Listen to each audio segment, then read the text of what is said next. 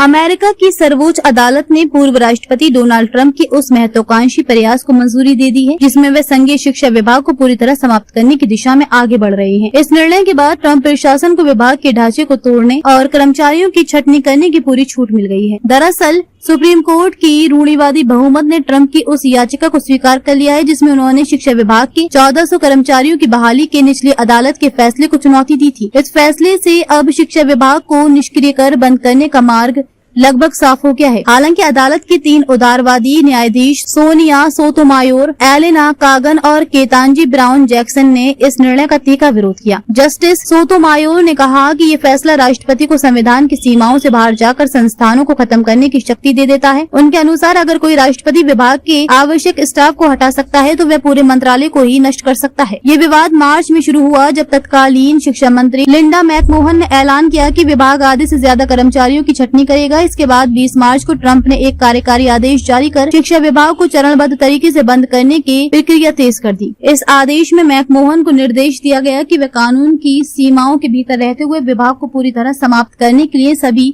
जरूरी कदम उठाएं। इस कदम के खिलाफ 2 कानूनी चुनौतियां पेश की गयी, एक डेमोक्रेटिक नेतृत्व वाले राज्यों की ओर से और दूसरे मैसाचुसेट्स के सरकारी स्कूलों व यूनियनों की तरफ से। डेमोक्रेसी फॉरवर्ड संस्था की प्रमुख स्काई पेरीमैन इस फैसले की कड़ी निंदा की। उन्होंने कहा, बिना किसी स्पष्टीकरण के अदालत ने अमेरिका के बच्चों की मुफ्त शिक्षा के अधिकार को गहरा आघात पहुंचाया है। इससे पहले बोस्टन की जिला अदालत के जज मियोंग जून ने निर्णय दिया था कि इस प्रकार की छटनी शिक्षा विभाग को कार्यशील बनाए रखने में असमर्थ बना देगी। उन्होंने लिखा था, कोई भी विभाग तब तक अस्तित्व में नहीं रह सकता जब तक उसके पास आवश्यक कर्मचारियों की व्यवस्था न हो। हालांकि अपीली अदालत ने इस निर्णय को बरकरार रखा, लेकिन सुप्रीम कोर्ट के हस्तक्षेप से ट्रंप को कानूनी बढ़त मिल गई। विशेषज्ञों का मानना है कि ये फैसला ट्रंप की राष्ट्रपति शक्तियों को और भी मजबूत करता है। इससे वे अन्य संघीय एजेंसियों जैसे consumer financial protection bureau, US agency for international development और यूएस इंस्टीट्यूट ऑफ पीस को भी समाप्त करने के प्रयास तेज कर सकते हैं। रही बात शिक्षा विभाग को बंद करने की मंशा की,